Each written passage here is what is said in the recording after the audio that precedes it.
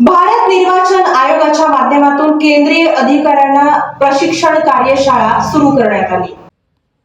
मुख्य निवडणूक आयुक्त ज्ञानेश कुमार यांनी निवडणूक आयुक्त डॉ. विवेक जोशी यांच्या उपस्थितीत नवी दिल्ली येथील भारतीय आंतरराष्ट्रीय लोकशाही व निवडणूक व्यवस्थापन संस्था येथे प्रथमच होणाऱ्या मतदान केंद्रस्तरीय अधिकारी म्हणजेच BLO यांच्या प्रशिक्षण कार्यक्रमाचे उद्घाटन केले।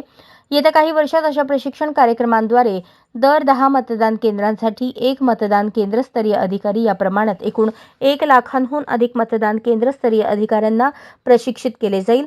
हे प्रशिक्षित मतदान केंद्रस्तरीय अधिकारी जे 100 कोटी मतदार आणि आयोग यांच्यातील प्रथम आणि सर्वात महत्त्वाचा दुवा आहेत।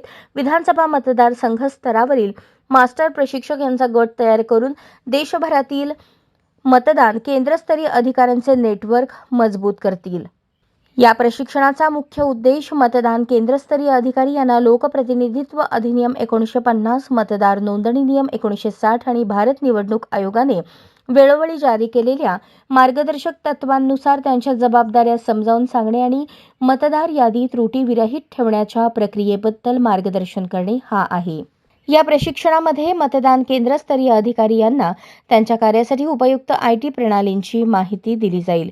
मुख्य निवडणूक आयुक्तांनी असेही सांगितले की भारतीय संविधानाच्या अनुच्छेद 326 आणि लोकप्रतिनिधित्व अधिनियम 1950च्या कलम 20 नुसार 18 वर्षे पूर्ण झालेले आणि संबंधित मतदान केंद्राच्या क्षेत्राचे सामान्य रहिवासी असतील असे भारतीय नागरिक मतदार होऊ शकतात। तसेच मुख्य निवडणूक अधिकारी, जिल्हा निवडणूक अधिकारी आणि मतदार नोंदणी अधिकाऱ्यांच्या त्यांना त्यांच्या क्षेत्रातील मतदार याद्यांचे अद्यतन करण्यासाठी सर्वपक्षीय बैठकांचे आयोजन करण्याच्या सूचना दिल्या आहेत।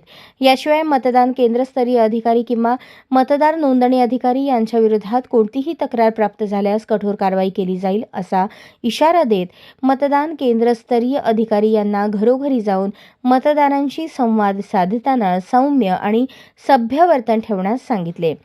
मुख्य निवडणूक आयुक्तांनी स्पष्ट केले की भारतीय निवडणूक आयोग नेहमीच भारताच्या 100 कोटी मतदारांसोबत राहील असे भारत निवडणूक आयोगाकडून एका प्रसिद्धी पत्रकाद्वारे कळवले आहे।